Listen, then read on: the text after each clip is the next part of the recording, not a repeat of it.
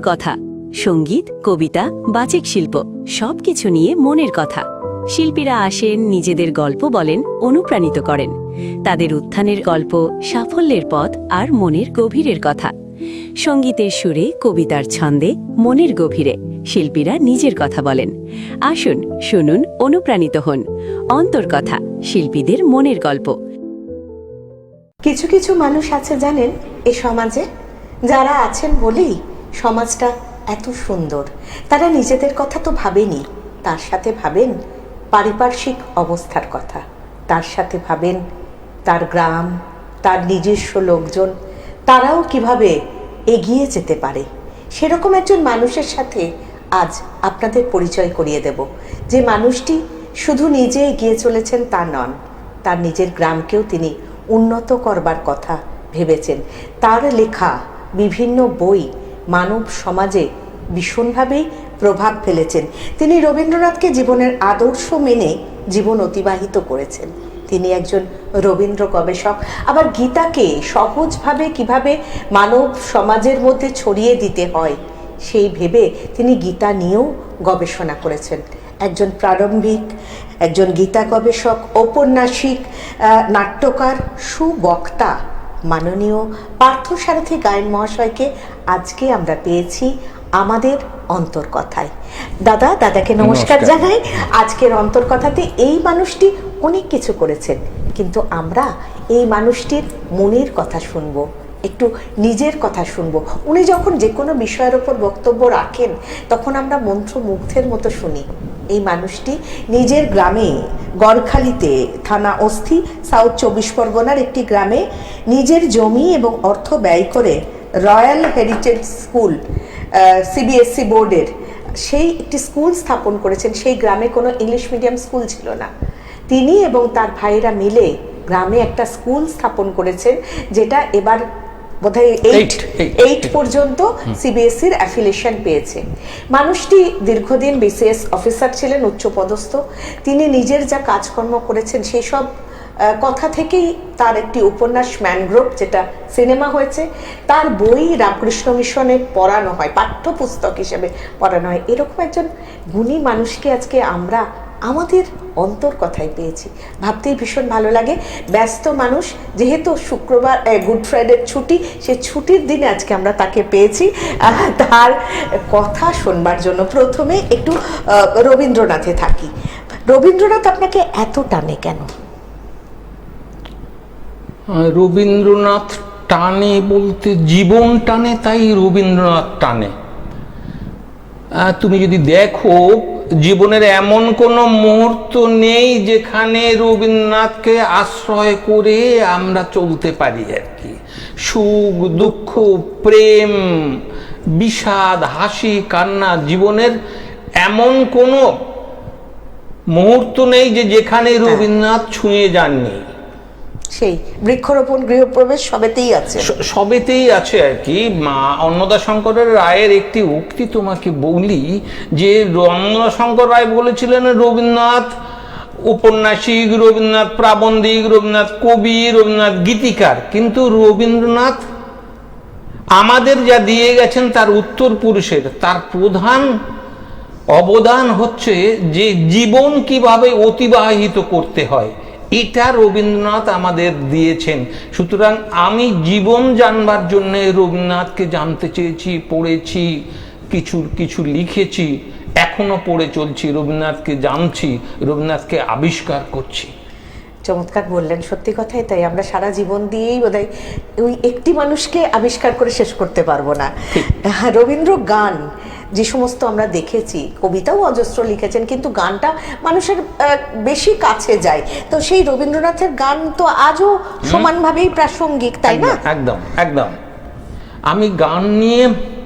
আমি শুধু গান নিয়ে না, যে রবীন্দ্রনাথ কোন পর্বে গান, কোন পর্যায়ে এসে গান লিখছেন, আমি দুটো ঘটনা ছোট করে তোমাকে বলি।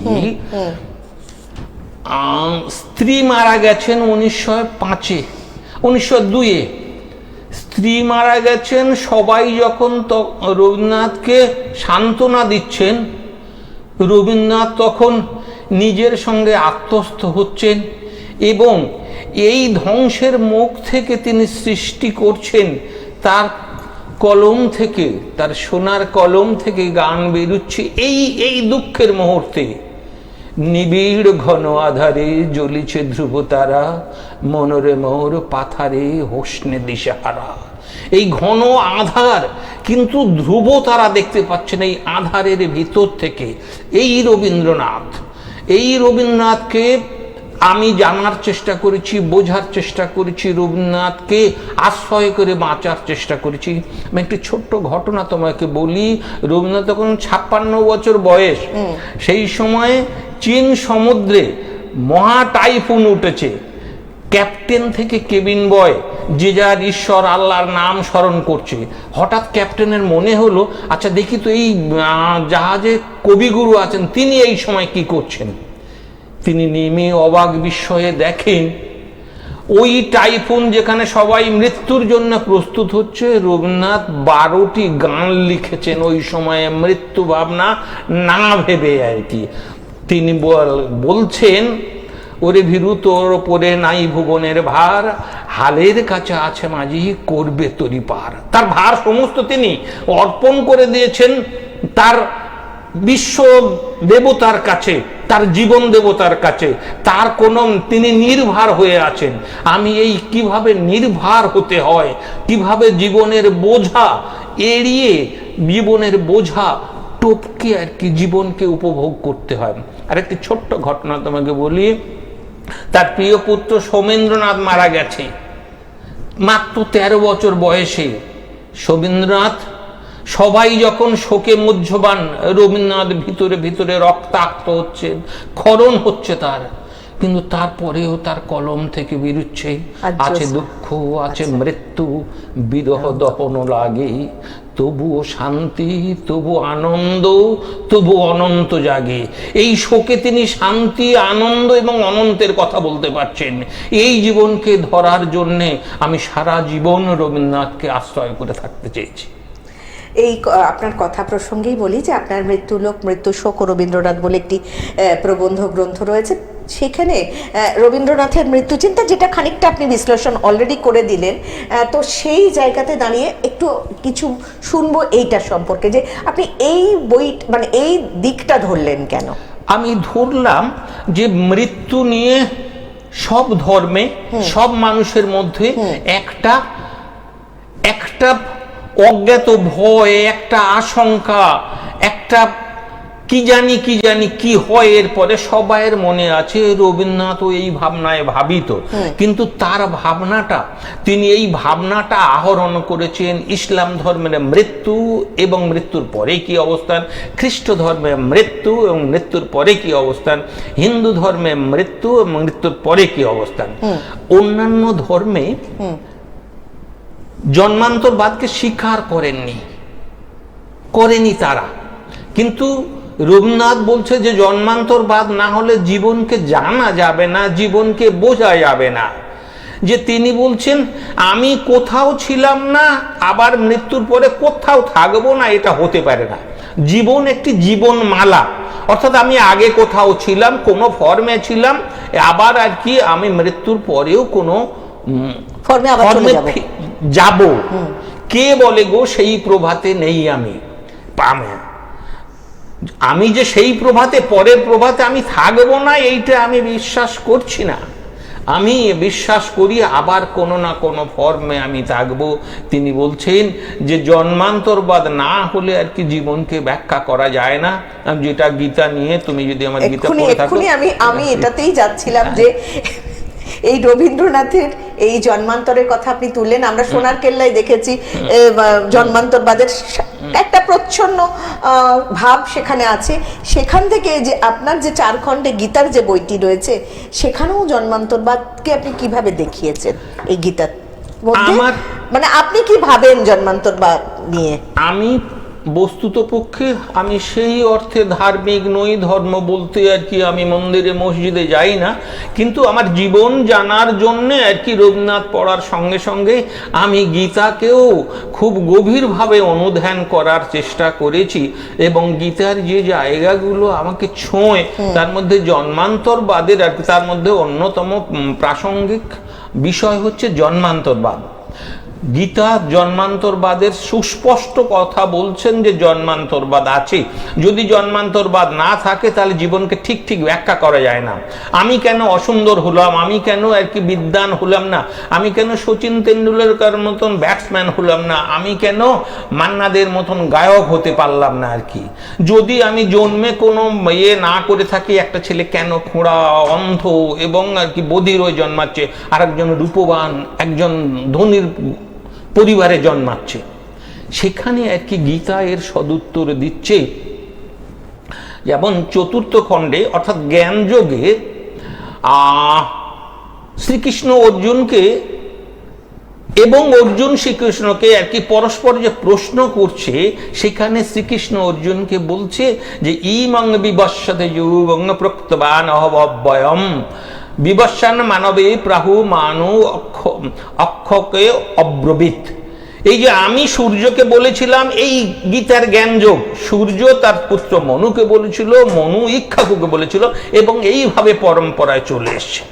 অর্জুনের আমার আপনার মতন সন্দেহ হয়েছে যে শ্রীকৃষ্ণ তো এই তো মাত্র সেদিনের আমার দাদা যুধিষ্ঠিরের থেকে ছোট, তাহলে কি করে আর কি সে বলছে যে আমি সূর্যকে বলেছিলাম। অর্জুনের মনে প্রশ্ন দেখা দিল, অপরং ভবত জন্ম পরম জন্ম বিবস্বত কথম এতদ বিজানীয়তাম আদৌ প্রক্তবানিতি।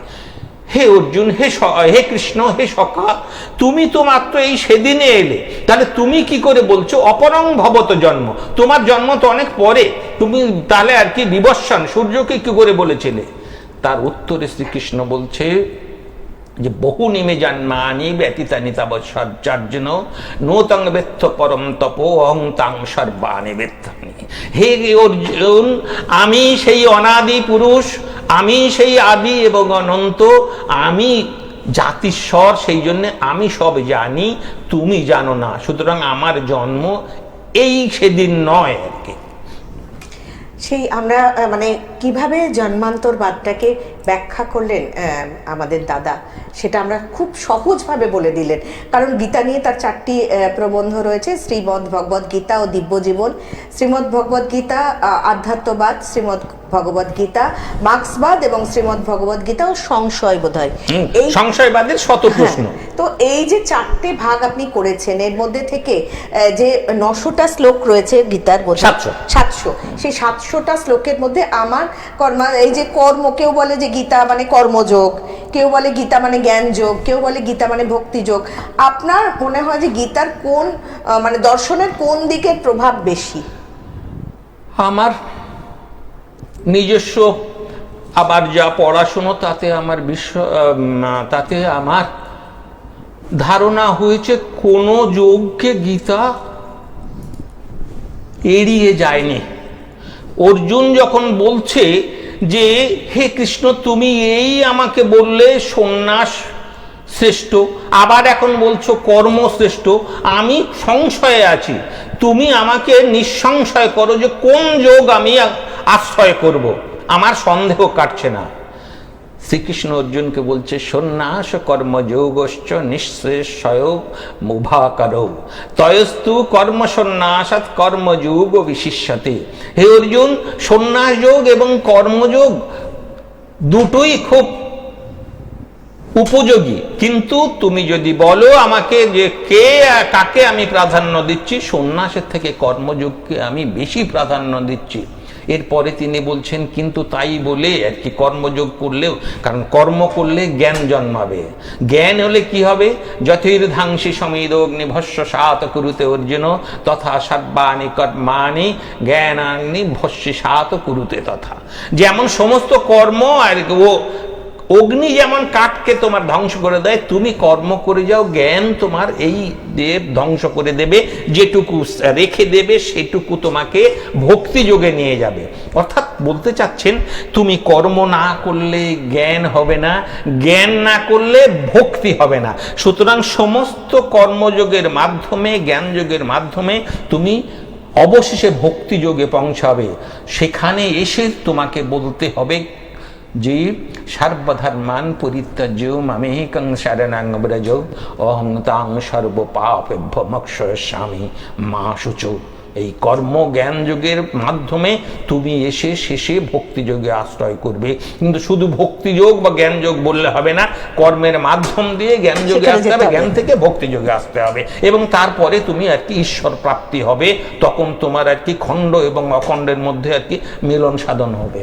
আসলে মানে ভক্তি ভরে গীতা অনুশীলন করলে সমস্ত মানে যাগ যজ্ঞ ও তীর্থ ভ্রমণ, দান ব্রত, সমস্ত সেবার ফলটাই তার মধ্যে পাওয়া যাবে।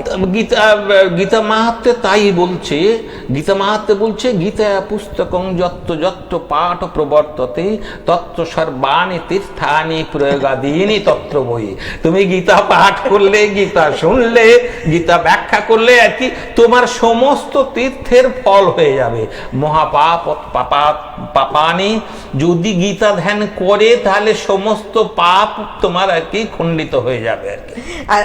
আপনি একটা বইতে মানে আপনার এক খণ্ডতে আছে মার্ক্সবাদ, মানে যেটা আমার তো মনে হয় শোনার পাথর বাটির মতো, মানে গীতা আর মার্ক্স কে নিয়ে আপনি দেখিয়েছেন যে দুটো এক বা কাছাকাছি। এটা নিয়ে আমি একটু আমার দর্শকদের একটু বলুন, কারণ আমার কাছেও ব্যাপারটা ক্লিয়ার না, কারণ মার্ক্সবাদ একদিকে, গীতার জ্ঞান একদিকে, তো আপনি কিভাবে এটা মেলাচ্ছেন? মেলানো বলতে দুটো দর্শনের মূলে তুমি যদি দাও, মানে দুটো দর্শনের মূল কথা, দুটো দর্শনের যদি মূলে, সমস্ত দর্শনের মূল কথা হচ্ছে সত্য। সত্য কি আলাদা হতে পারে না। তারপরে সেই দর্শন বেয়ে যখন তুমি আর কি তারা ডালপালা পল্লবিত করবে, তখন একটা থেকে আলাদা হয়ে যায়, আর একটা আলাদা হয়ে যাবে। সুতরাং সত্য কখনো আলাদা হতে পারে না আর কি। যেমন তুমি মার্ক্সবাদের যে জায়গাটা আর কি অধিকাংশ লোক বলে আর কি যে মার্ক্সবাদ, গীতা তো ধর্মগ্রন্থ কোথাও বলেনি আর কি। গীতা মূলত দর্শন, ধর্ম হল বলে তোমরা হিন্দুরা গ্রহণ করছো, অন্যরা ধর্মগ্রন্থ বলছে, কিন্তু গীতা কোথাও বলেনি আর কি যে ধর্মগ্রন্থ। গীতা মূলত একটি দর্শন, জীবন দর্শন। সেই জীবন দর্শনের মার্ক্সবাদও জীবন দর্শন। মার্ক্সবাদও জীবনের কথা বলে। মার্ক্সবাদও বলে প্রয়োজন হলে তোমার অনেক ছোট যুদ্ধ অ্যাভয়েড করার জন্য একটি মহাযুদ্ধ করতে হবে। শ্রীকৃষ্ণও তাই বলছেন। অর্জুন যখন যুদ্ধ করতে চাইলেন না, যে আমি আর কি নৌচ শ্রেয়মনুপস্যামি হত্যা স্বজন আহবে নোকাংশ বিজয়ং কৃষ্ণ নৌচ রাজ্যং সুখানি চ, আমি রাজ্য সুখ চাই না, আমি এই আত্মস্বজনকে হত্যা করে। অর্জুন তখন, শ্রীকৃষ্ণ তখন বলছেন ক্লৈবং মাস্ম গমৌ পার্থ নৈততেই তদুপপদ্যতে ক্ষুদ্রং হৃদয় দুর্বলং ত্যক্ত তিষ্ঠ পরন্তব। তুমি আর কি ক্লিবের মতন কথা বলো না, অপৌরুষেয় কথা বলো না। পৃথিবীর স্বার্থে, মানুষের স্বার্থে অনেক খণ্ড যুদ্ধ অ্যাভয়েড করার জন্য একটি মহৎ যুদ্ধ করতে হবে। মার্ক্সবাদও তাই বলে যে মার্ক্সবাদ যে তুমি আর কি শ্রেণী সংগ্রামের কথা বলছে। শ্রেণী সংগ্রাম অর্থাৎ তোমাকে আর কি শ্রেণীহীন একটা জাত তৈরি করতে গেলে শ্রেণী সংগ্রামকে যুদ্ধের মাধ্যমে, প্রয়োজন হলে রক্তপাতের মাধ্যমেও আর কি সেটা সংঘটিত করতে হবে। মার্ক্সবাদ সার্বিক শিক্ষার কথা বলি, গীতা সার্বিক শিক্ষার কথা বলি। মার্ক্সবাদ আর কি জীবনকে উন্নত করার কথা বলে, গীতাও জীবনকে উন্নত করার কথা বলে। কিন্তু শেষে এসে মার্ক্সবাদ এবং গীতার মধ্যে যে প্রভেদ যেটা, সেইটা হচ্ছে গীতা হচ্ছে একটি সার্বিক দর্শন, মার্ক্সবাদ হচ্ছে খণ্ডিত দর্শন। একটি খণ্ডের সঙ্গে সার্বিকের যে তফাৎ, একটি অংশের সঙ্গে একটি পূর্ণের যা তফাৎ, মার্ক্সবাদের সঙ্গে গীতার তাই তফাৎ। শুরুতে কোথাও কোথাও মিল নিশ্চয়ই আছে, কিন্তু শেষে এসে গীতা একটা সার্বিক দর্শন এবং মার্ক্সবাদ একটি খণ্ডিত দর্শন। এটা আমি বলার চেষ্টা করেছি। মানে যে কোনো জিনিসই যখন একটুখানি জিনিস থাকে তখন সেটা আলাদা, আর গীতাটা হচ্ছে বিস্তৃত পুরো একটা পুরো জীবন দর্শন আর কি। যে হোল জীবন দর্শন, হ্যাঁ। সেই জীবন দর্শনের মধ্যে বিভিন্ন জায়গা থাকবে, তার মধ্যে একটা জায়গা মার্ক্সবাদ, এটা আপনি বলছেন। আচ্ছা, কিছুদিন আগে আমরা জানি যে আপনি ত্রিপুরা ঘুরে আসলেন, গীতার ওপর আপনার বক্তব্য বিদ্বজন সমাজ যে ত্রিপুরার, সেখানে আপনি রেখেছেন এবং সেখানে ভূয়সী প্রশংসা করেছে লোকজন, এবং আপনার নিজের ওখানে গিয়ে তাদের সামনে বলে কেমন লাগলো? কারণ আপনি এর আগে বাংলাদেশেও গেছেন, আপনি এর আগে বিভিন্ন জায়গায় বিভিন্ন এই গীতাকে নিয়ে বক্তব্য রাখতে গিয়েছেন, এবং আমরা শুনেছি মানে 2 ঘন্টা 3 ঘন্টা আপনি বলে যাচ্ছেন, লোকে মন্ত্রমুগ্ধের মতো শুনছে, কিন্তু ওপাশ থেকে কেমন লাগছে সেই আপনার মানে কি অনুভূতিটা আমরা একটু শেয়ার করেন যদি আমার দর্শক বন্ধুদের। আসলে গীতা নিয়ে আমি ত্রিপুরাতে 2টো লেকচার দিতে গেছিলাম, একটা অন স্বামী বিবেকানন্দ 12ই জানুয়ারি, আর হচ্ছে একটি মূলত ত্রিপুরার হাইকোর্টের জাজেরা এবং ওখানকার ইউনিভার্সিটির টিচাররা, এরাই এই গীতা সভার আয়োজক। তো আমি একটু দুরু বক্ষে ছিলাম যে মূলত হাইকোর্ট সুপ্রিম কোর্টের যারা একটু গোমড়ামুখো হয়, একটু রাজবাড়ি হয়, তারা কিভাবে নেবেন সেটা আমি আর কি, আমার প্রথমে ছিল, আমার সঙ্গে আমার স্ত্রী, আমার ছেলে এবং আমার এক সঙ্গীও ছিল। তো ফলে একটু দুরু বক্ষে করলাম। তারপরে যখন ওকে বলতে উঠলাম, আমি জিজ্ঞেস করলাম আমার বলার সময় কতখানি, তো ওরা বললেন আর কি যে আপনার জন্য আমাদের কোনো সময় নেই, আনলিমিটেড। এবং আর কি আমার যেটা অবাক লাগলো সেটা হচ্ছে আমাকে মধ্যমণি করে, আমি তার যোগ্য নই, কিন্তু করে ওরা যা আমাকে বসিয়েছিলেন, আমি যখন বলতে উঠলাম পাশের একজন হাইকোর্টের জাজকে বলা হলো আর কি যে আমি বলতে উঠলে উনি গার্ড হয়ে যাচ্ছেন, তা বললো আর কি যে আপনি ওখানে গিয়ে বসুন, ওনার সিটে গিয়ে বসুন। আজও আমি আর কি লজ্জা আর কি ঢাকতে পারিনি। তিনি তখন বললেন না না না না, গীতা গবেষকের সিটে অন্য কারোর বসা উচিত নয় আর কি। এবং আমি 55 মিনিট বলেছি, আমার ওরা পুরোটা ভিডিও করেছে। আমি যখন বলা শেষ করলাম তখন আর কি ওরা যেটা বললেন যে আমরা গীতার অনেক ব্যাখ্যা শুনেছি, কিন্তু আর কি গীতার এমন জীবনমুখী ব্যাখ্যা আমরা শুনিনি। এবং যেটা বললেন আমার আজও আমি মনে হয় আমি তার যোগ্য নই, যে আমরা এত একজন পণ্ডিত লোককে এনেছি, আমরা ভাবতে পারিনি যে আজকের আসরে এমন একজন পণ্ডিতের কথা আমরা শুনবো, এবং সেটা বলছেন হাইকোর্টের জাজেরা এবং ওখানকার ইউনিভার্সিটির যিনি ভাইস প্রিন্সিপাল আর কি, তিনি বলছেন আর কি। এটা আমার কাছে আজও পাওনা, এবং বোধহয় আর কি বহুদিন এই পাওনা আমার স্মৃতিতে থাকবে। না, আমরাও এটা মানি যে আপনি যখন বলেন না এত সুন্দর এবং সহজ সরল, বলতে অনেকেই পারে দাদা, কিন্তু আপনার মতো করে মানুষের মনে পৌঁছতে অনেকেই বোধহয় পারে না। অনেক ধন্যবাদ তোমাকে। না সেটা না, কারণ আমি সবসময় আপনার থেকে শেখার চেষ্টা করি। এবার যে পর্বে যাব সেটা হচ্ছে আপনার স্কুল। আপনি নিজের, আমরা তো গীতা এবং রবীন্দ্রনাথকে নিয়ে আলোচনা খানিকটা শুনলাম, সম্পূর্ণ শোনা মানে সম্ভব না এত কম সময়ে। এবার আমরা একটু যাব, আপনি হঠাৎ করে স্কুলটার কথা কেন ভাবলেন? কারণ আপনি একটা এনজিওর সাথে যুক্ত, অযোধ্যা পাহাড়ে আপনারা একটা স্কুল এবং একটা গ্রামকে দত্তক নিয়েছেন, এবং সেই স্কুলের সমস্ত পড়াশোনার খরচ, কারণ এটা মানব সেবার, এটা আপনার অনেক দিনের, বিভিন্ন জায়গার এনজিওর সাথে আপনি যুক্ত, ছোটোখাটো কাজ আপনি এরকম ধরনের করে থাকেন, কিন্তু একটা স্কুল নিজের সমস্ত সঞ্চয় দিয়ে এবং নিজের জমি দিয়ে আপনি এই স্কুলটা করেছেন। আমরা একদম এটাই শেষ প্রশ্ন আপনার কাছে, যে স্কুলটা সম্পর্কে আমাদের বন্ধুদের বলেন। আমি নিজে গিয়েছি সেই স্কুলে, দেখে এসেছি এত আন্তরিকভাবে পড়াশোনা করানো হয়, এবং যে জায়গাটা, সেখানে ছেলেমেয়েরা যদি দাদা স্কুলটা না করতো ইংলিশ মিডিয়াম পড়তেই পারতো না। তো সেই জায়গাটা আপনি কেন করলেন, এটা একটু যদি আমার দর্শক বন্ধুদের ছোট্ট করে বলেন। আসলে আমি তো চাকরি করেছি, কিন্তু আমি কখনো চাকরিটাকে আমার জীবনের শেষ উদ্দেশ্য এবং আর কি আমার জীবনের এই একমাত্র কাজ বলে কখনো মনে করিনি। আমি সারা জীবন ধরে চাকরির বাইরে হয় পড়াশুনো অথবা কিছু সামাজিক কাজকর্ম করার চেষ্টা করেছি। আমার স্কুল করার বাসনা বহুদিন থেকে। আমি 1975-এ একবার স্কুল করার চেষ্টা করেছিলাম, তো সেখানে 25 আর 26 প্রায় 51 বছর আর কি আমি বার কয়েক চেষ্টা করেছি, পারিনি।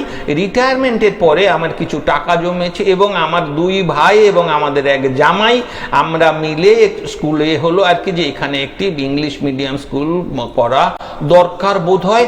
আমার গ্রামের প্রতি আমার একটা অবদান থাকুক, এইটা আমার মনে হয়েছে যে এখানে আমি এই গ্রাম আমাকে, এইখানকার মানুষজন আমাকে বড় করে তুলেছে, প্রতিদানে আমার কিছু দেয়া দরকার। সেই জন্যে আমরা 2021 সালে স্কুলটা শুরু করি এবং স্কুলটা মোটামুটি এখনো পর্যন্ত আমার গ্রাম মূলত এবং আমার পারিপার্শ্বিক মূলত কৃষি প্রধান এরিয়া, সেখানকার মানুষের মানে আর্থিক সঙ্গতি নেই বড় স্কুলে পড়ার, ইংলিশ মিডিয়াম স্কুলে পড়ার। সুতরাং আমরা একেবারে সর্বতোভাবে চেষ্টা করেছি যে এই গ্রামের একটি ইংলিশ মিডিয়াম, এই এরিয়াতে একটি ইংলিশ মিডিয়াম স্কুল হলে এখানকার ছেলে মেয়েরা, আজকেও আমাদের টিচারদের মাইনে আমাদের স্টুডেন্টদের মাইনেতে হয় না, আমাদের সাবসিডি দিতে হয় আর কি। এখনো সাবসিডি দিতে হয়, কিন্তু এই স্কুলটি এরকম একটা স্কুল করে দাদা একটা দৃষ্টান্ত স্থাপন করেছেন, এটা বলবার জন্যই আমার এই প্রসঙ্গের অবতারণা। টাকা পয়সা মানুষের অনেক থাকে, কিন্তু এই মনটা থাকে না। এই মনটার জন্য আমরা দাদাকে কুর্নিশ জানাই এবং এই অন্তর কথায় দাদার মনের কথা যে আপনারা শুনলেন, কেমন লাগছে নিচের স্কুলে আমি 30 সেকেন্ড নেব। পুরুলিয়াতে আমরা একটি এনজিওর মাধ্যমে আর একটি স্কুল এবং একটি গ্রাম দত্তক নিয়েছি, সেখানকার পুরোটা ভরণ পোষণ আমরা বিয়ার করি। সেখানে আমার স্কুলেও আমি 2 দিন টিউশন পড়াতে যাই এবং পুরুলিয়াতে মাসে 1 দিন যাই। এখানকার স্টুডেন্টরা আমাকে আপনি বলে এবং আমি না গেলে আমাকে তারা চার্জ করে, কেন গত সপ্তাহে আসেননি। পুরুলিয়াতে তারা আপনি বলে না, তারা তুই বলে, তুই না এলে আমাদের মন খারাপ হয়ে যায়। আমার কাছে এটা পাওনা, এর থেকে বড় পাওনা জীবনে নেই। ছাত্রছাত্রী যখন ঝাঁপিয়ে এসে আর কি আমাকে জড়িয়ে ধরে, তখন আমার মনে হয় যে আর কোনো পাওনা আমার কাছে। এই ভালোবাসা নিয়ে আজকের অন্তর্কথা আমি নন্দিনী শেষ করলাম। আমার সঙ্গে ছিলেন পার্থসারথী গায়ন মহাশয়, তাকে অনেক শ্রদ্ধা। নমস্কার। অন্তর্কথা, সঙ্গীত, কবিতা, বাচিক শিল্প সবকিছু নিয়ে মনের কথা। শিল্পীরা আসেন, নিজেদের গল্প বলেন, অনুপ্রাণিত করেন। তাদের উত্থানের গল্প, সাফল্যের পথ আর মনের গভীরের কথা। সঙ্গীতের সুরে, কবিতার ছন্দে, মনের গভীরে শিল্পীরা নিজের কথা বলেন। আসুন, শুনুন, অনুপ্রাণিত হন। অন্তর্কথা, শিল্পীদের মনের গল্প। আপনারা দেখছেন পশ্চিমবঙ্গের সর্ববৃহৎ চ্যানেল